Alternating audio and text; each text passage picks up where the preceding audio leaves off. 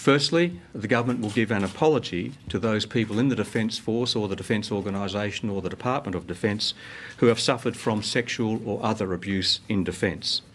That apology will be made by me as Minister for Defence on behalf of the government in the Parliament today at midday at 12 o'clock at the commencement of government business. I will say sorry to those people who have been subject to inappropriate abuse over their time in the Australian Defence Force. That will occur at 12 o'clock in the Parliament today. Secondly, we're establishing a task force to be chaired by Len Roberts-Smith. Len Roberts-Smith is very eminently and appropriately suited to this task. A former judge of the Supreme Court of Western Australia, a former judge of the Court of Appeal of Western Australia, a former Director of the Legal Aid Commission of Western Australia, variously the Deputy Chair and Chair of the Equal Opportunity Board of Western Australia, Corruption and Crime Commissioner of Western Australia, and also a Judge Advocate General, a role which sees civilian legal oversight of the military justice system. Len will be assisted by a Deputy Chair, Robert Cornell, a former Secretary of the Attorney General's Department. Len and Robert will also be assisted by Liz Halliday, a former Commonwealth Sex Discrimination Commissioner. Rudy Lammers, who is an Assistant Commissioner with the Australian Federal Police, will be an ex officio member of the task force as he will continue his line portfolio responsibilities with the Australian Federal Police. And Len and I have agreed that if Len requires more members of the task force, once he and the other members have had a chance to make a judgment about workload, any further requests for additional members of the task force will be granted by me. The task force has been given the job by the government to do the following things. Firstly, for those people who have made complaints or allegations to DLA Piper, those people who wish to pursue, those men and women who wish to pursue those matters, the task force will seek to engage in restorative justice. In other words, reconciliation or potentially a direct personal apology from an alleged perpetrator to a victim. So there will be a process of restorative justice. Secondly, there will be a compensation scheme to be administered by the task force. That compensation will be to a maximum of $50,000. That is based on rule of thumb, some of the state-based criminal injuries compensation schemes that we see in existence. Those decisions will effectively be made by the task force, and those grants of compensation will not take away an individual's right to pursue other remedies if they choose. Thirdly, counselling will be made available.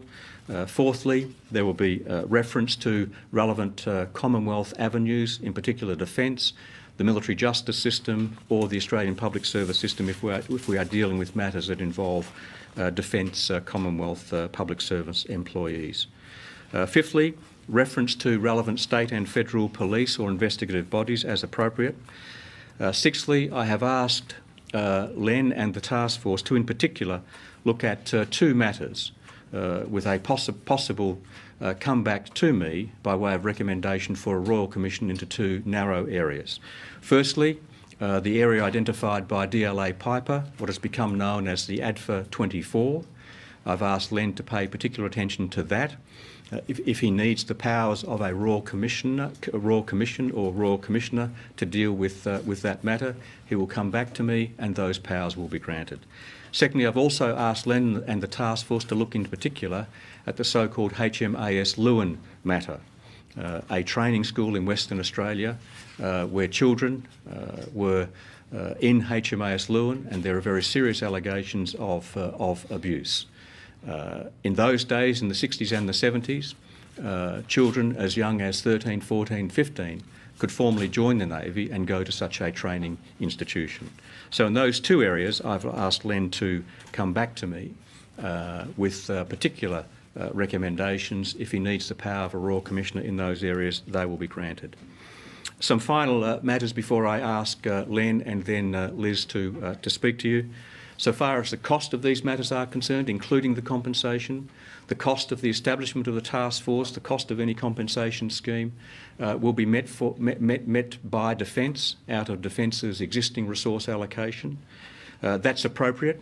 If any organisation sees on its watch inappropriate or bad conduct, in the end there is a price to pay.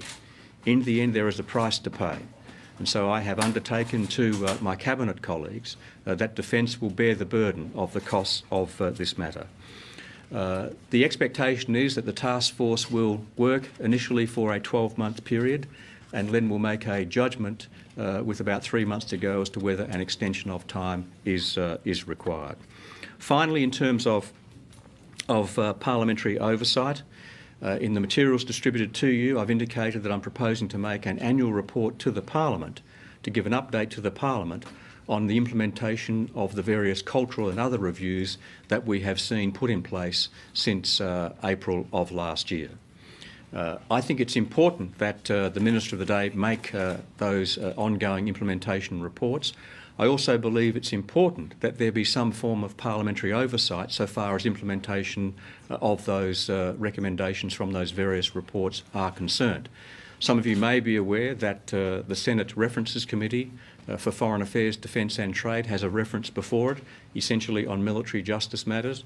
I'll have a conversation or a discussion with that committee to see what is the best mechanism for parliamentary oversight of the implementation of the various recommendations arising from these reviews, including any which come from LEN's task force.